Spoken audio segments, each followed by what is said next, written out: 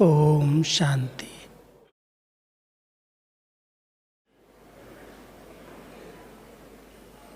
बाबा ने हम सबको अपनी एक रस स्थिति बनाने के लिए ज्ञान और योग की बहुत सुंदर पढ़ाई है। कई ऐसी बातें वर्तमान समय इस कलयुग के अंतिम चरण में परीक्षा बन करके आती हैं और वो ऊंची स्थिति को डगमग कर देती। जो एक रस स्थिति की सेटिंग होनी चाहिए उसकी बजाय स्थिति अपसेट हो जाती है। दो विधियां जो आज टॉपिक के अनुसार मुझे बताई गई, एक साक्षी दृष्टा स्थिति, दूसरी त्रिकालदर्शी स्थिति। हम सब इस बेहद नाटक के हीरो एक्टर्स हैं, बहुत श्रेष्ठ पाठधारी हैं और हर एक आत्मा इस नाटक के अंदर अपना अपना बहुत सुंदर पार्ट प्ले कर रही है। हम सब इसमें अपने पार्ट को और हर एक आत्मा के पार्ट को अगर साक्षी दृष्टा स्थिति से देखते हैं तो अपसेट नहीं हो सकते। क्या है ये साक्षी दृष्टा स्थिति? त्रिकालदर्शीपन की स्थिति। बाबा ने समय प्रति समय इन दोनों स्थितियों के बारे में बहुत सी मुरलियाँ सुनाई हैं, चलाई हैं। हम सब हद के नाटक जब देखते हैं तो नाटक देखते समय अगर ये भान रहता है कि ये एक्टर्स थोड़े समय के लिए पार्ट प्ले कर रहे हैं, ये पार्ट रियल नहीं है, ये इनको पार्ट मिला हुआ है, तो उस नाटक को देखने से, ड्रामा को देखने से कभी भी विचलित नहीं होते, प्रश्न नहीं उठते ऐसा क्यों कर रहा है, ऐसा नहीं करना चाहिए। जैसे आप सभी ने कुछ समय पहले भारत के अंदर दो सीरियल बहुत मशहूर हुए थे, एक रामायण का फिर महाभारत का। और ये जब सीरियल्स टीवी पर आते थे तो सभी एक्टर्स, सभी भाई बहनें, चाहे बीके हों चाहे नॉन बीके हों, इसको बड़े प्यार से देखते थे और बहुत मनोरंजन का अनुभव करते थे। यहाँ तक भी जब वो सीरियल चलने वाला होता था, पता चलता था, तो सब अपनी दुकानें भी बंद कर देते थे, सब कार्य छोड़ करके भी उसको देखते थे और बड़े आनंद का अनुभव करते थे। मुझे एक दिन याद है, मधुबन के अंदर वैसे दादी हमारी टीवी चलने नहीं देती थी, लेकिन जब बहुत इसका प्रचार प्रसार हुआ और सब बोले बहुत अच्छा सीरियल चल रहा है, तो एक दिन हम मधुबन निवासियों ने भी दादी जी के आगे एक एप्लीकेशन दी कि दादी हमको भी एक दिन रामायण जो चलती है वो दिखाई जाए। तो दादी हर एक की इच्छा पूरी करती थी। दादी प्रकाशमणि की बात मैं कर रहा हूँ। तो दादी ने कहा ठीक है, आज मेडिटेशन हॉल में रामायण क्या चल रही है वो टीवी पर दिखाई जाएगी और सभी जरूर देखना, आके भले देखना। तो मधुबन पांडव भवन में मेडिटेशन हॉल में टीवी लगी और हम सभी इस टीवी को देखने के, क्लास में आने के लिए तो कोई आते हैं कोई नहीं आते, लेकिन टीवी देखने के लिए पूरा क्लास फुल हो गया, फटाफट पहुंच गए। और उस दिन वो जो टीवी में सीरियल चल रही थी वो थी राम विलाप की। जो सीता हरण हुआ, उस सीता हरण के बाद जब राम सीता को ढूंढने के लिए निकलते हैं और वो विलाप का दृश्य था, वो बड़ा दर्दनाक, बड़ा करुण था। वो दृश्य चल रहा था और दादी जी साक्षी होकर के एक तरफ टीवी देख रही थी और दूसरी तरफ सब भाई बहनों के चेहरे देख रही थी, क्योंकि वो दृश्य देख करके कईयों के आंसू आ गए। कई उस दृश्य के अंदर इतना खो गए कि ऐसा राम के साथ ऐसा, इतना रोना पड़ा उसको एक सीता जी को ढूंढने के लिए, इतना दर्दनाक सीन। और पार्टधारी तो अपना पार्ट बजा रहे थे और बड़ा एक्यूरेट पार्ट बजाया था। राम का भी पार्ट एक्यूरेट था, रावण का तो प्राइज मिली थी उसको, तो कैसे सुंदर ढंग से सीता जी का हरण किया था। तो वो तो प्राइज लूट रहे थे, मनोरंजन कर रहे थे और देखने वाले उसके गम में लीन हो रहे थे, दुखी हो रहे थे। तो दादी ने कहा आज तो देख लिया, अब आगे के लिए कभी नहीं दिखाऊंगी। तुमको नहीं मालूम ये सब एक्टर्स ड्रामा कर रहे हैं, स्टेज पर ऐसा पार्ट बजा रहे हैं जो सब देख करके एक तरफ वाह वाह भी करते हैं, दूसरी तरफ हाय हाय भी करते हैं। और आप लोगों ने देखा तो देखना चाहिए कैसे, साक्षी दृष्टा होकर के देखना चाहिए। रियल नहीं है ये, और तुम इसको रियल समझ करके दुखी हो रहे हो, परेशान हो रहे हो, चेहरे बदल गए, हाव भाव बदल गए, माना आपने इसको साक्षी दृष्टा स्थिति से नहीं देखा। मैं क्यों बताना चाहता हूँ, इस नाटक के अंदर जो ये चल रहा है बेहद का नाटक, इसमें कई आत्माओं का बहुत तमोगुणी पार्ट है। कई प्रकार की आत्माएं हमारे संबंध संपर्क में आती हैं और बड़े विचित्र पार्ट प्ले करने लगती हैं। पहले बड़े स्नेही, बड़े सहयोगी, और चलते चलते माया उनको इतना अधीन कर देती है जो वही आत्माएं विघ्न रूप बन जाती, और ऐसा विघ्न डालती हैं जो हम उस एक्टर के उस पार्ट को पहचान नहीं पाते और उसको देख कर के बड़े दुखी होते, प्रश्न उठाते, इधर सुनाते उधर सुनाते। अब इस बेहद नाटक को, जो नाटक चल रहा है, उसे इसको हम कहते हैं ना अटक, अटकना नहीं, इसके अंदर अटक गए तो फंस जाएंगे। क्या कभी इसको देखते हैं कि ये आत्मा जो पार्ट प्ले कर रही है, कोई अच्छा पार्ट बजा रही है, कोई बुरा पार्ट बजा रही है, और ड्रामा में अगर दोनों पार्टधारी नहीं होंगे तो भी शायद ड्रामा अच्छा नहीं लगेगा, उसकी रुचि खराब हो जाए, रुचि नहीं रहेगी देखने वालों को।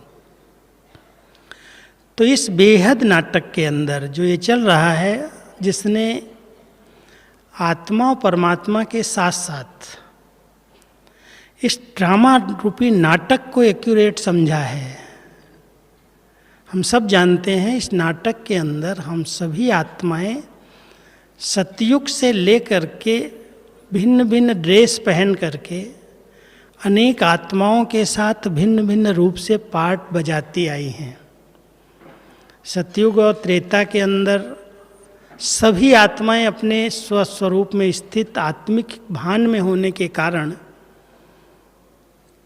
कर्म अकर्म हुए, वहाँ पर विकर्म नहीं बने, पाप कर्म नहीं हुए, क्योंकि वहाँ देह अभिमान नहीं था। लेकिन जब द्वापर शुरू हुआ और देह अभिमान में आत्मा आई, तो देह अभिमान में आने के कारण उसके कई विकारों के अधीन होकर के कर्म हुए, पाप कर्म होने लगे, और जिनके संबंध संपर्क में आई, किसी के साथ बहुत अटैच हो गई, किसी से नफरत कर ली, कई प्रकार के स्वार्थ, मान, शान, लोभ, लालच के वश अपराध किए, गलत कर्म किए, और भिन्न भिन्न रूप से आत्माओं के साथ हम सब के हिसाब किताब बनने लगे। बाबा कहते हैं कई जन्म लेते लेते आत्मा जब अंतिम समय में आई कलयुग के अंत में, और इतनी सब आत्माओं के साथ खेल खेलते खेलते लास्ट में पहुंची, इस समय बाबा मिले। और बाबा हम सब बच्चों को, हर आत्मा को बिल्कुल प्योर बना करके, शुद्ध बना करके, जो इस नाटक के अंदर उन्होंने खेल खेले, पार्ट बजाए, हिसाब किताब बनाए, वो सब चुकतू करा के वापस ले जाता है। ये सब हम सब के पास ये बहुत स्पष्ट ज्ञान है, समझ है। तो कौन सा पार्ट कब किसके आगे प्ले हो जाएगा, किस जन्म का कोई हिसाब किताब आ जाएगा, उसको बहुत साक्षी दृष्टा स्थिति में देखने की आवश्यकता है। अगर जरा भी क्यों, क्या, कैसे के प्रश्नों में उलझ गए तो खुद भी परेशान होंगे और दूसरों को भी परेशान कर देंगे। मेरे साथ ऐसा क्यों होता है, मेरे साथ ही होता है, मैं तो इतना अच्छे काम करता हूँ, मैं तो सदा सबको सुख देता हूँ, मैंने तो कोई ऐसी गलतियाँ की ही नहीं हैं, किसी को हमने नाराज़ ही नहीं किया, किसी को अपसेट ही नहीं किया, आज मुझे ये क्यों अपसेट कर रहा है, इसके साथ मैंने ऐसा क्या काम किया जो हमारे साथ ऐसा करता है। हम वर्तमान को देख रहे हैं, त्रिकालदर्शी स्टेज नहीं है, पता नहीं चलता है कि पिछले जन्मों में हमने इनके साथ क्या क्या किया है।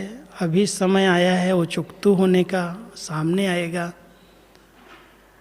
तो त्रिकालदर्शी स्टेज में रहने वाली आत्मा उस पार्ट को साक्षी दृष्टा स्थिति में देख सकती है, जिसके पास तीनों कालों का ज्ञान है, पास्ट, वर्तमान, प्रेजेंट और फ्यूचर। हम सब बाबा के बच्चे साक्षी दृष्टा स्थिति कैसे बनाएं, वो स्थिति है क्या। साक्षी शब्द का वैसे शाब्दिक अर्थ है न्यारा, साक्षी न्यारा, लेकिन एक न्यारा है इस देह अभिमान से खुद से न्यारे बनने का हम पुरुषार्थ करते हैं। हर एक आत्मा करती है कि मैं आत्मा जो इस शरीर के अंदर बहुत लिप्त हो गई, फंस गई, सब कुछ इसी को अपना समझ बैठे, अब इस अंतिम जन्म में जितना हम सब ने ये अभ्यास किया कि मैं आत्मा इस शरीर से अलग हूँ, न्यारी हूँ, तो इस न्यारेपन के अभ्यास से इस शरीर के द्वारा, इन कर्म इंद्रियों के द्वारा हम कर्म कराती हैं, करती हैं, ये न्यारी स्थिति। और अगर कोई कर्म का गलत परिणाम के अनुसार शरीर की भोगना आती है तो उसको हम सब साक्षी दृष्टा हो करके देखेंगे तो उसमें दुखी नहीं होंगे, परेशान नहीं होंगे। अभ्यास करके देखना कि कोई भी हिसाब किताब जब शरीर का आता है तो आत्मा कितना उस न्यारी स्टेज में रह करके उसको चुकतू करती है, भोगना को समाप्त करने के लिए योग करती है। दुआएं सब आत्माओं की बाबा की श्रीमत पर चल करके लेती है।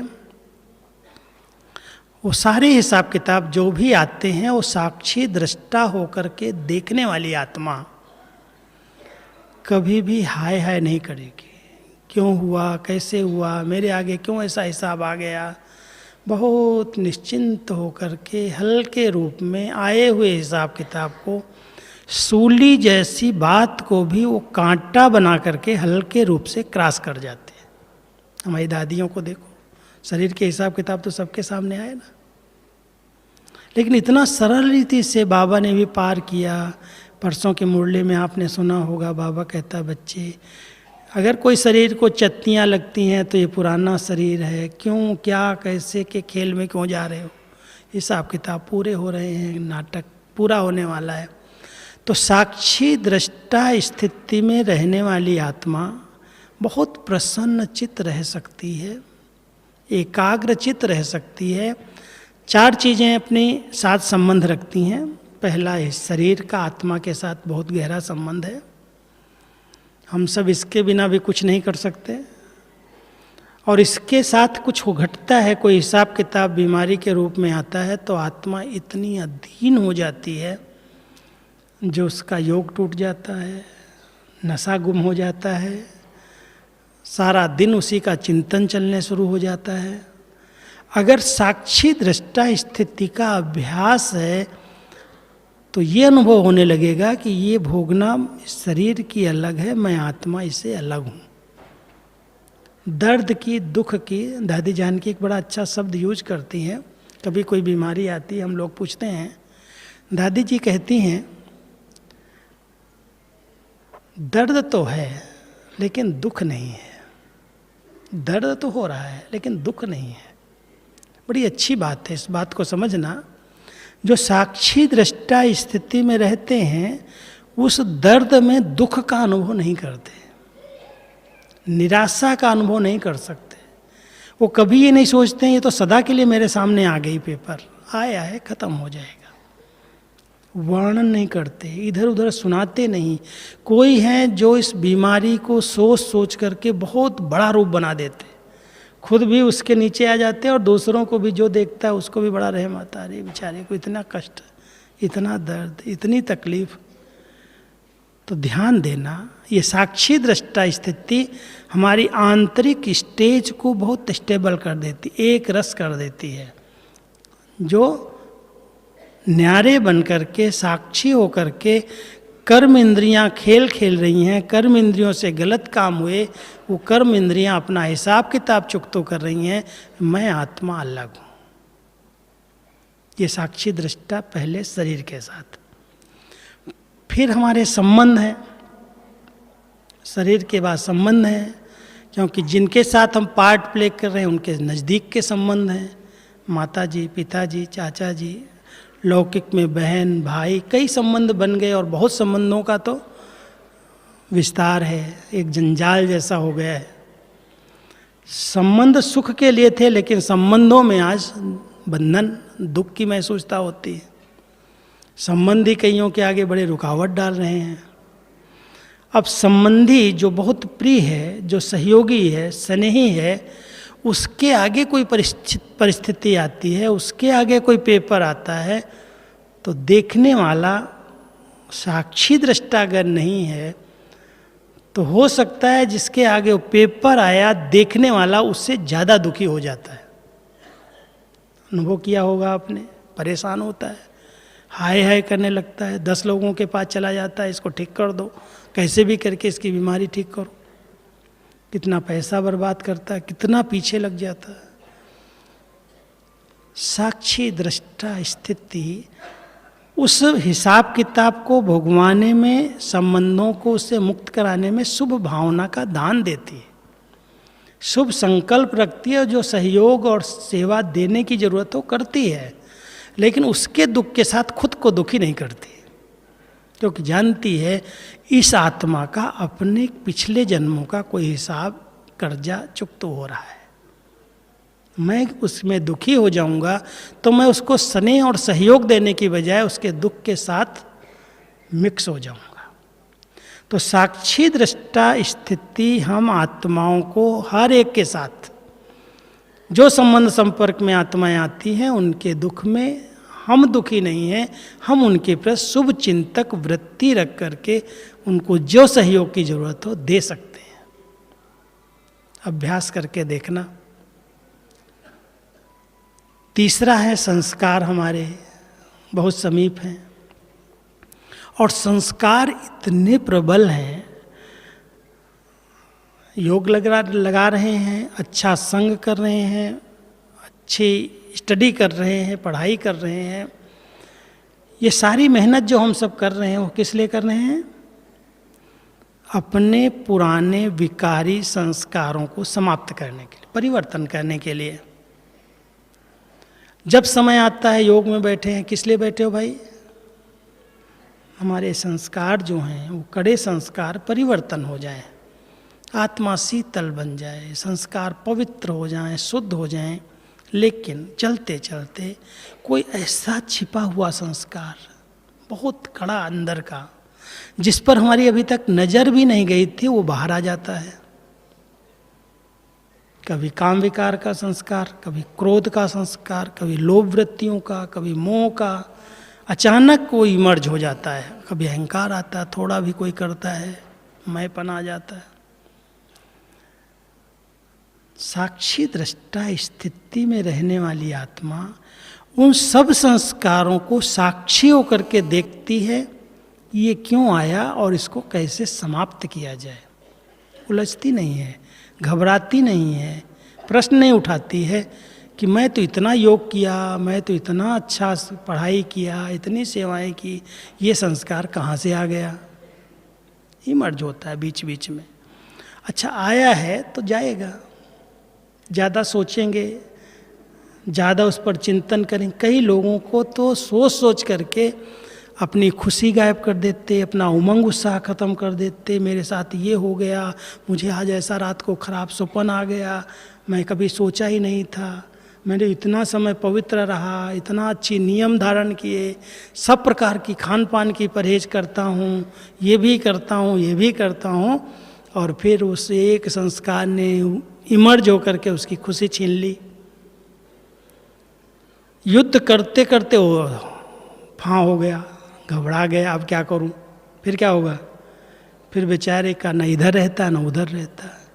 भाई मेहनत तो मैंने बहुत की, लेकिन इस संस्कार पर हमारी जीत नहीं हो पाती। अगर कोई भी संस्कार जिसको हमने कर्म में, संबंध संपर्क में त्याग दिया, वो संस्कार इमर्ज हो जाता है, आ जाता है।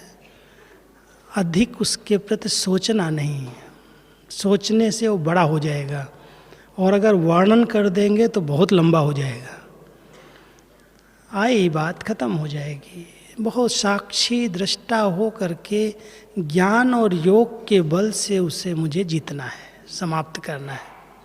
न किसी के आगे वर्णन करना है, न किसी को लिख के देना है, न किसी को बताने की ज़रूरत है। बाबा के आगे सच्चे दिल से जाओ, बाबा के कमरे में बैठो। बाबा, इस पुराने संस्कार को 10 साल 15 साल से मैंने इमर्ज होने नहीं दिया, आज ये फिर से इमर्ज हो रहा है, संकल्प के रूप में, विकल्प के रूप में, बोलचाल के रूप में। इस संस्कार का मुझे संस्कार करना है। साक्षी होकर के पहले देखो, ये गलत है, ये नेगेटिव है, ये नहीं होना चाहिए।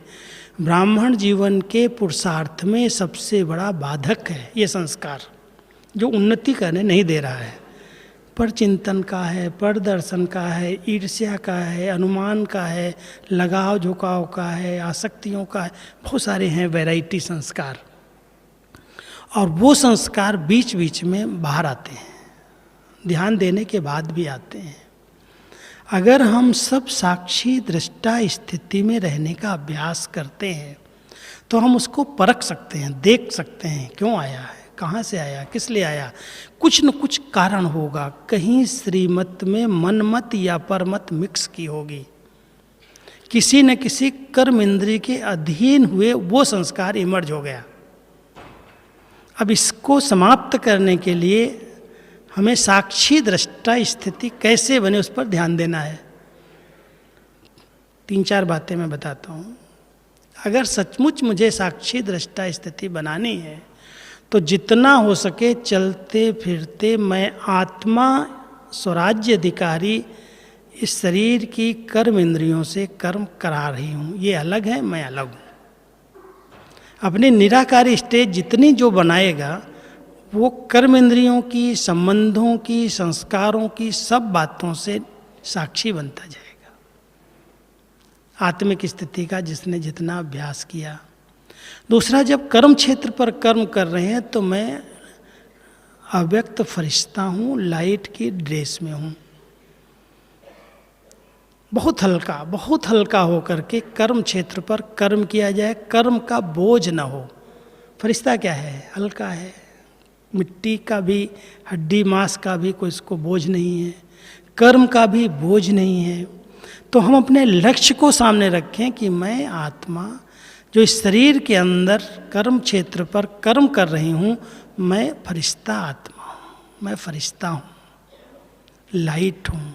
और लाइट में रहने का अभ्यास करेंगे तो कर्म इंद्रियों से कुछ भी होगा, भारीपन होगा, उसको हम साक्षी होकर देख सकते हैं, परिवर्तन कर सकते हैं। और तीसरा, ये नाटक बहुत एक्यूरेट है क्यों, क्या, कैसे, ये क्यों ऐसा कर रहा है, उसने ऐसा क्यों किया। बहुत जल्दी जल्दी मन में प्रश्न उठाना है, बहुत जल्दी कोई कोई अनुमान लगा करके प्रश्नों के अंदर अपने को इतना भारी कर लेते हैं, संबंध भारी कर लेते हैं। बात कुछ भी नहीं होगी और उस बात को सोच सोच के इतना बतंगड़ बना देंगे, बड़ा रूप दे देंगे। कोई बात होती है, मिल के जुल के उसको हल करके समाप्त कर दिया जाए। सोच सोच के बड़ा क्यों बना रहे हैं। आवश्यकता है ऐसे समय पर बहुत नाटक के अंदर हर आत्मा का बहुत विशेष पार्ट है, और ये जो पार्ट बजा रहा है जरूर इसके पीछे कुछ राज होगा, कुछ रहस्य होगा। मैं जल्दी जल्दी उसके पार्ट को देख करके प्रश्न न उठाऊं।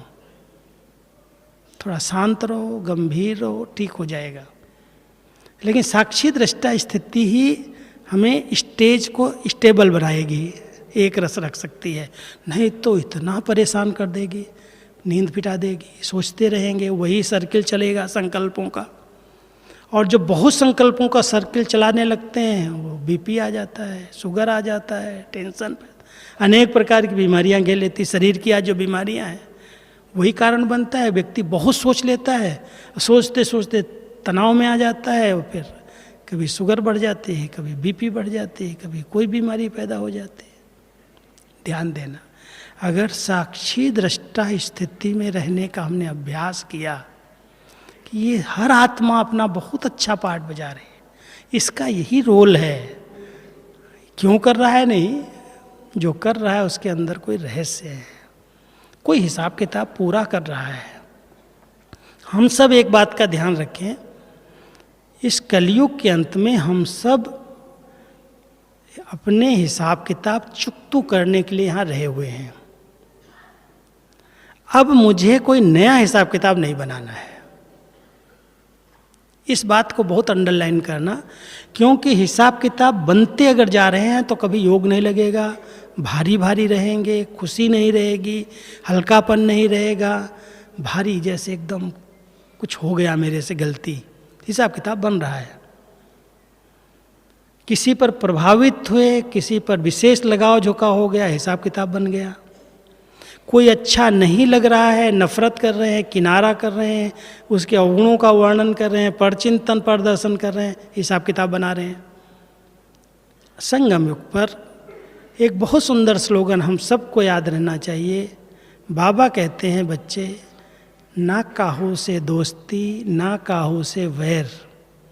अगर स्पेशल किसी से दोस्ती कर ली तो क्या होगा, पर चिंतन का दरवाज़ा खुल जाएगा। जब बैठेंगे दोस्ती में कुछ भी बोलना शुरू कर देंगे, ये ऐसा करता है, वो ऐसा करता है। हम समझते हैं हम तो अपने दोस्त के आगे बोल रहे हैं ना, ये थोड़ी कहीं बताएगा जाके, लेकिन वो हम हिसाब किताब क्रिएट कर रहे हैं। वो बात फैलेगी, वातावरण में आएगी, और वो वातावरण भारी बना करके वो नया हिसाब किताब क्रिएट कर देगा।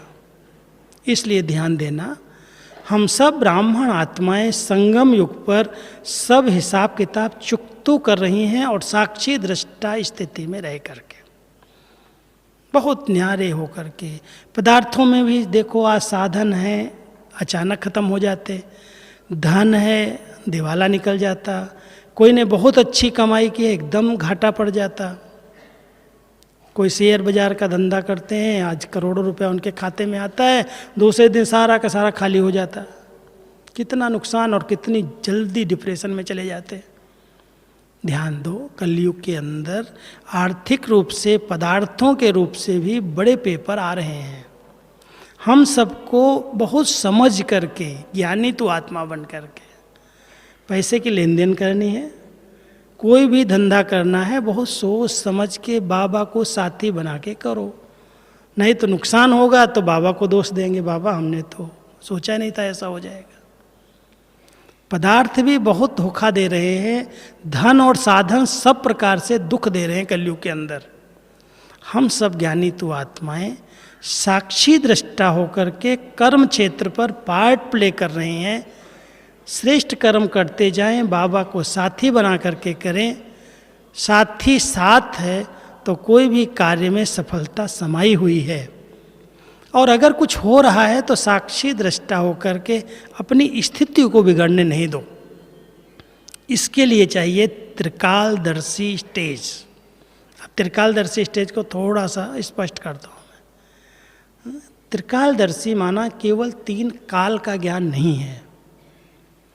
त्रिकालदर्शी माना इस समय जो मैं कर रहा हूँ, जो बोल रहा हूँ, जो सोच रहा हूँ, उसके 3 कालों को सोच समझ करके किया जाए।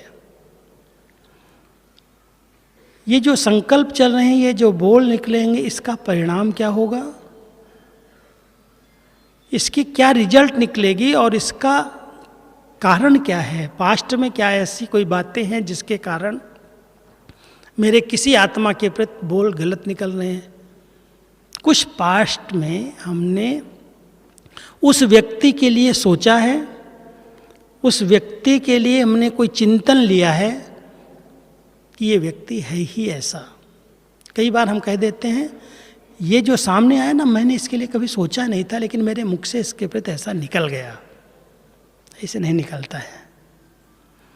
कभी न कभी कोई न कोई कारण से उस आत्मा के प्रति किसी ने कुछ सुनाया होगा, कभी अनुमान लगाया होगा, कभी कुछ उसके साथ हुआ होगा, वो सामने आया है, फट से उसके प्रति कोई न कोई शब्द निकल गए, वो डिस्टर्ब हो गया।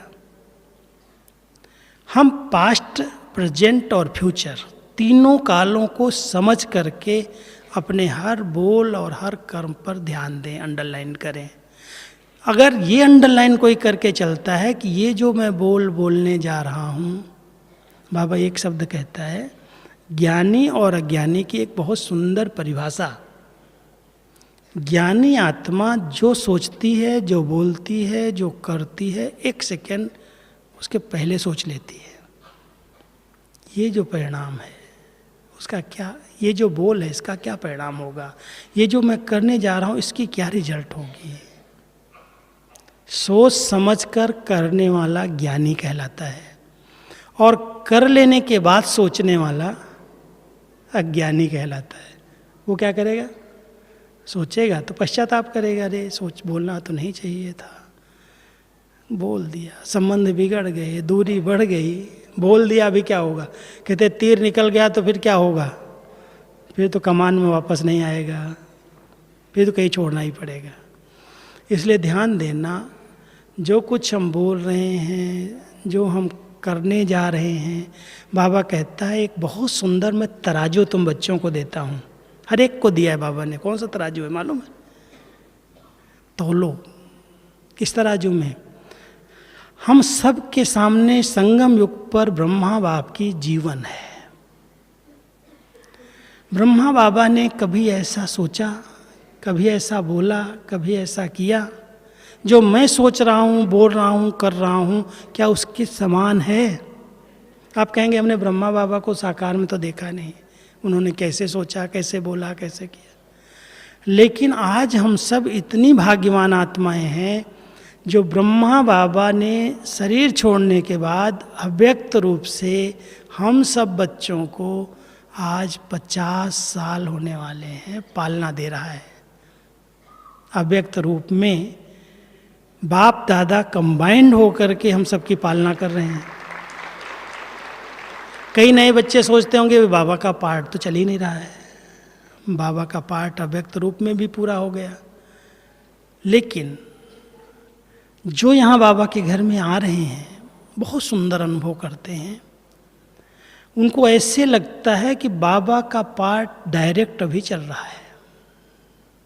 बाबा अभी डायरेक्ट अपने बच्चों को इस 20,000 की सभा में जब आ जाते हैं, वीडियो ही चलती है, लेकिन हर आत्मा अगर उस श्रद्धा से, उस भावना से बैठी है तो उसको ये अनुभव कराता है बाबा कि जैसे मैं बच्चे से डायरेक्ट बात कर रहा हूँ।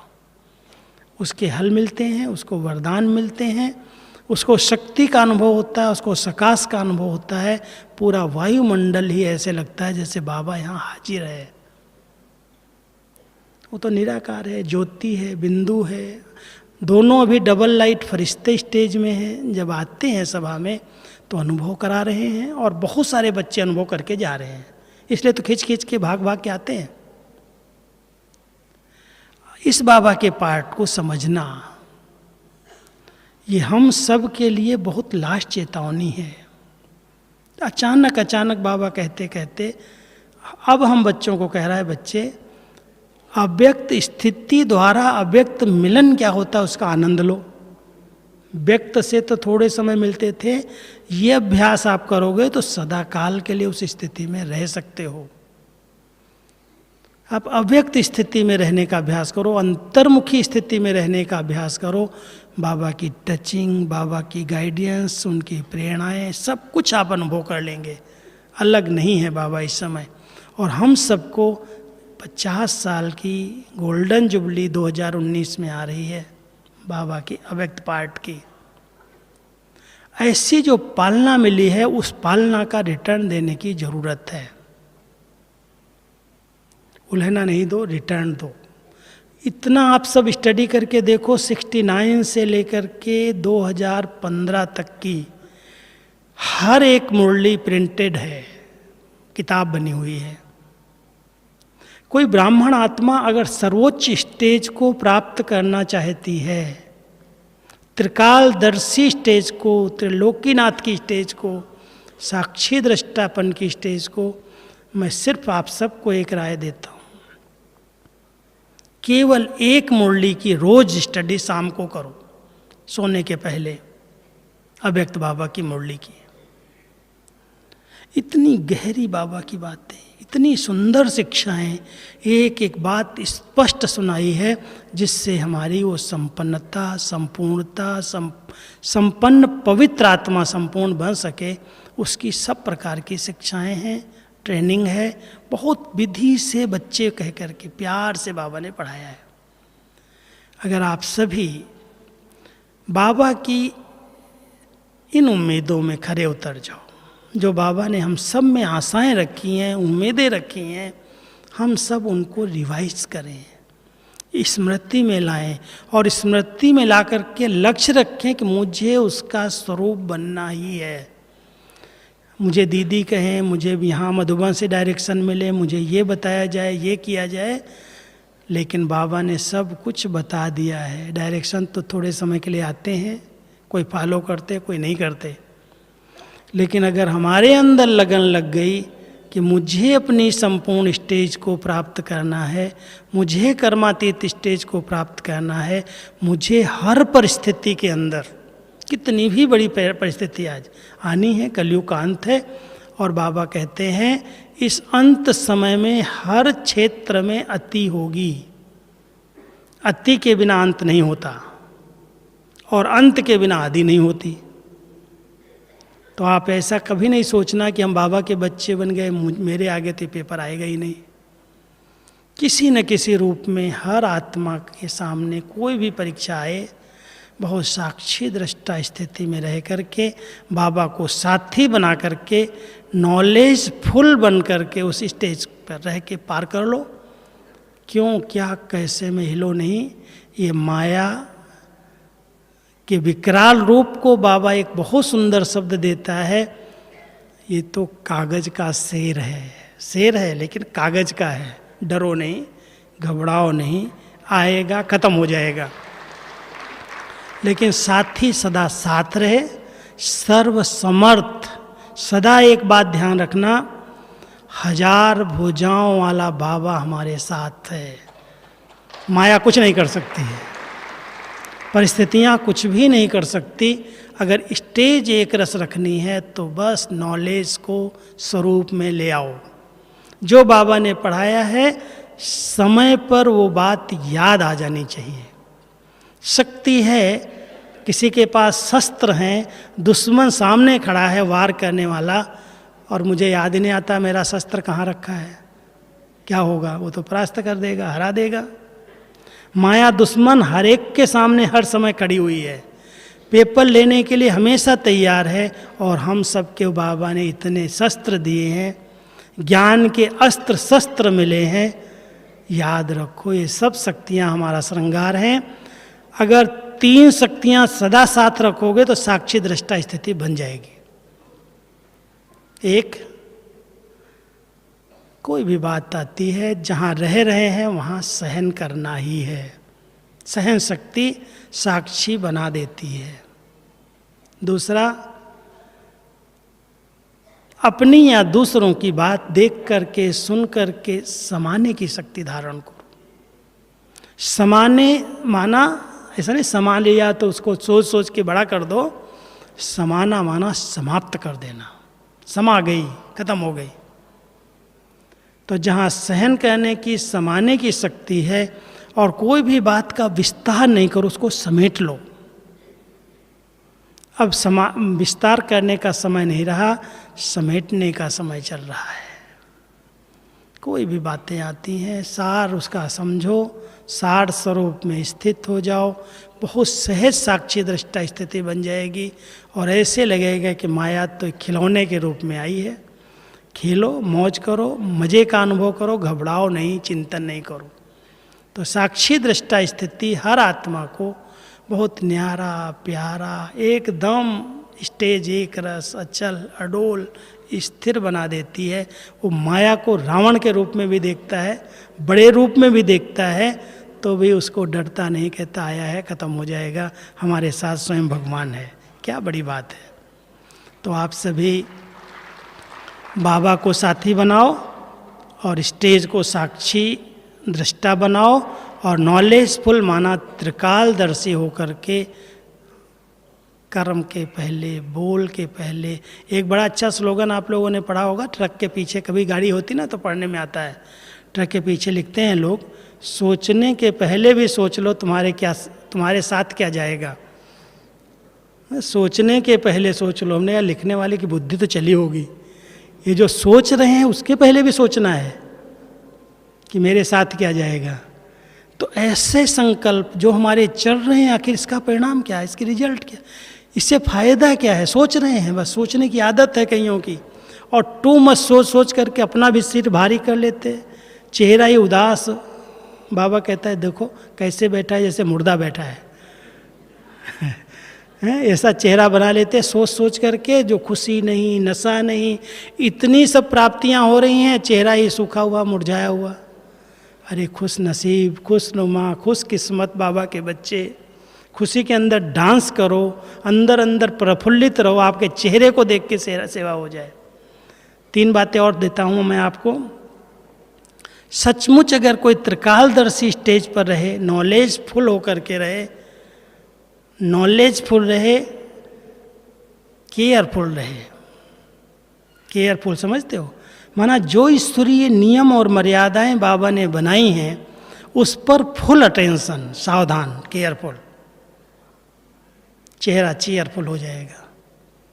जब नॉलेजफुल, केयरफुल और चेयरफुल, खुशनुमा, प्रसन्न चित्त स्थिति में कोई रहेगा तो बाबा अपने आप प्रत्यक्ष हो जाएगा, वाणी से नहीं होगा, कितना भी ज्ञान सुना लो। बाबा कहता है मेरे बच्चे जिस दिन इस स्टेज पर स्थित हो जाएंगे, जो सोचो बोलो करो त्रिकालदर्शी, नॉलेजफुल माना ज्ञान स्वरूप आत्मा, ज्ञान सुनाने वाला नहीं, ज्ञान स्वरूप माना उसका देखना, उसका बोलना, उसका चलना, उसका बैठना, वो आत्मिक स्थिति में स्थित होकर के, देह से न्यारा होकर के, देह अभिमान से मुक्त होकर के जो कर्म करता, वो ज्ञानी तू आत्मा कहलाता है।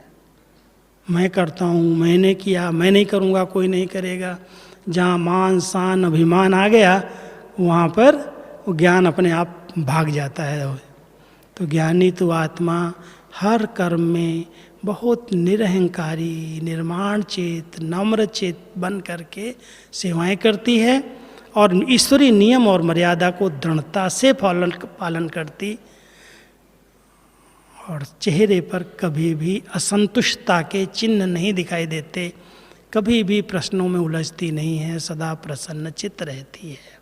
तो अब ऐसी जब चेयरफुल प्रसन्न चित्त स्थिति रहेगी तब लोग कहेंगे भाई इतने टेंशन के बीच में, ऐसे वातावरण के बीच में, इतनी परीक्षाओं के बीच में आप कैसे सदा खुश रहते हो, सदा कैसे मुस्कुराते हो, कहाँ से ज्ञान आपको मिला। अपने आप सब बाबा के पास आ जाएंगे।